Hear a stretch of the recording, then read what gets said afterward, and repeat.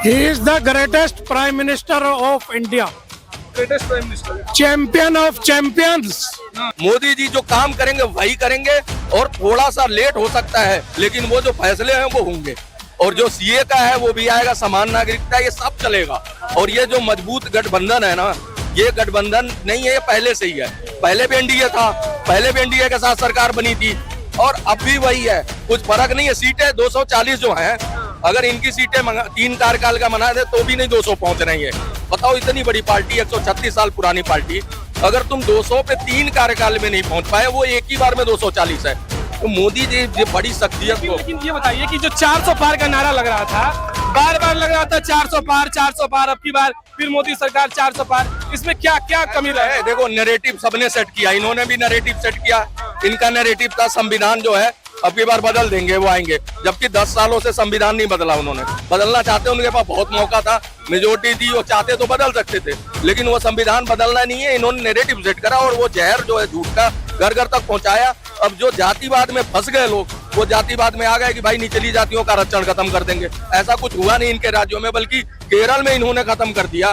कई 900 करीब 9000 यूनिवर्सिटी में इन्होंने आरक्षण उठा के, बाबा भीमराव अंबेडकर को इन्होंने माना ही नहीं। उनको बताओ, भारत रत्न इनके कार्यकाल में दे रहे हैं और अपने कार्यकाल में खुद लेके बैठ गए। तो इन लोगों की बातों को, अच्छा, जनता जो है ना, आज भी वो चाहती है अगर जो सीटें आई हैं वो जात के नाम पे आ गई हैं। क्षेत्रीय दल जो है, जातिवाद की राजनीति उनकी चल गई है, उनकी दाल गल गई है, इसलिए हो गया है। ऐसा कुछ नहीं है कि बहुत कुछ इन्होंने बढ़िया किया है, लेकिन अब की बार जब आएंगे तो और मजबूत होके आएंगे।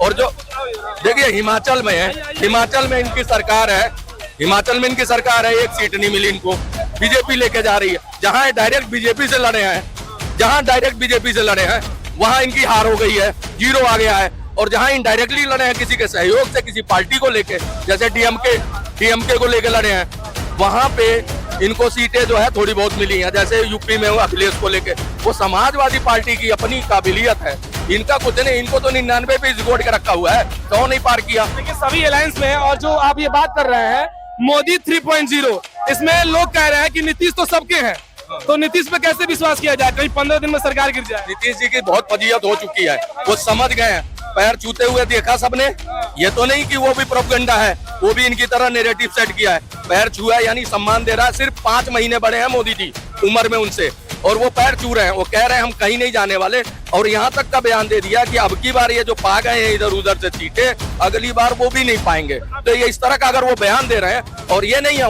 उनके जो वो है सचिव हैं, उन्होंने कहा मेरे पास फोन आ रहा है इनके, और उनके नंबर है बाकायदा, लेकिन राजनीति में हम शो नहीं कर सकते। ये लोग उनको कह रहे हैं प्रधानमंत्री का ऑफर दे रहे हैं। बताओ, तुम्हारे पास सीटें हैं नहीं, प्रधानमंत्री का ऑफर उसको दे रहे हो, क्या बकवासबाजी होती है? और ये बताइए, लगातार एक सवाल सर्कुलेट हो रहा है, ठीक है, कि देखिए अयोध्या, चित्रकूट, सीतापुर, बस्ती, सुल्तानपुर, प्रयागराज, रामटेक इत्यादि जितने भी जगह हैं, ये सब राम से जुड़े हुए हैं।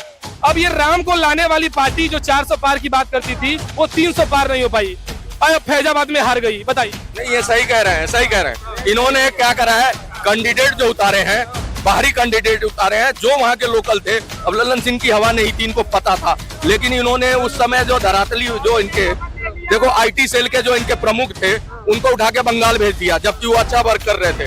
तो कई चीजें इन्हें आत्ममंथन करनी पड़ेगी, जो इनकी गलतियां, इन गलतियों का नतीजा है।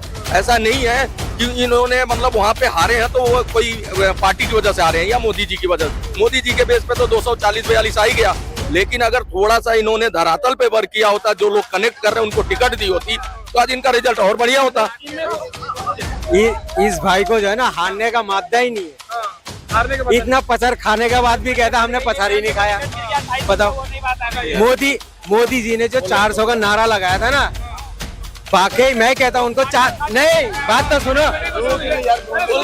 मोदी जी जो है ना, मोदी जी 400 का जो नारा लगाया था ना, 400 पार करा मोदी जी ने। मगर मोदी जी को हमने 400 पार पता कैसे करवाया? उनकी जो है ना, हमने जीएसटी काटा है। जीएसटी काटने के बाद 200 जीएसटी काटने के बाद 240 सीट दिया हमने।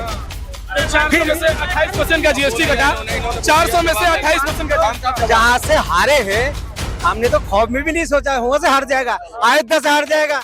ये हिंदू मुस्लिम की बात नहीं है। हमेशा जो है ना, हमेशा मोदी जी ने मुसलमान को टारगेट बना के हिंदू को बेवकूफ बनाया, इसीलिए हारे। और नहीं हारते। क्यों? हिंदू खतरे में, कहाँ से खतरे, हम खतरे कहाँ से भाई? अगर हिंदू खतरे में होता, मुस्लिम खतरे में होता, हम कैसे खड़े हैं इतनी बीच में? बताओ कैसे सवाल? देखो देखो थोड़ा लंबा हो जाएगा, जवाब पेशेंस से सुनना। आपने कहा हिंदू मुस्लिम किया मोदी जी ने, एक भी तुम्हारे पास कोई वीडियो नहीं, कोई कुछ नहीं हिंदू मुस्लिम का। दूसरा, आप रामपुर में सुनो अभी दिखाना रामपुर का एग्जाम्पल देखो, 532 मकान दिए, हाँ, और 2336 वोट पड़े वहाँ, तो वहाँ पे पूरी मुस्लिम आबादी है। और 522 जिनको दिए उनके घर में 5 मेंबर 10 मेंबर तो होते ही हैं।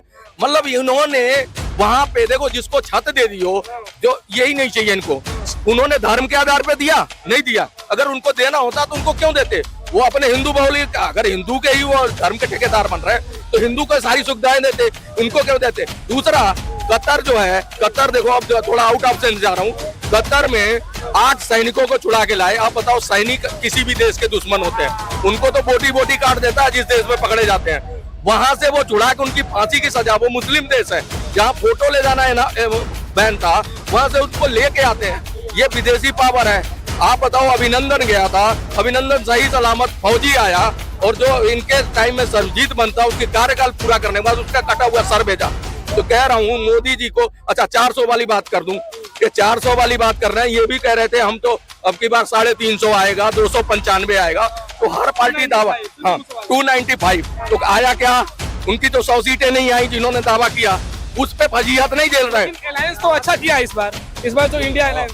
इन्होंने अपने हार की खुशी जीत से ज्यादा मना रहे हैं। पहली बार ऐसा विपक्ष देखा है जो हारने के बाद अपनी खुशी ऐसे मना रहा है कि मतलब वाह अरे वाह, बहुत बड़ा बेहमद और वर्ल्ड के टॉप लीडर हो गए।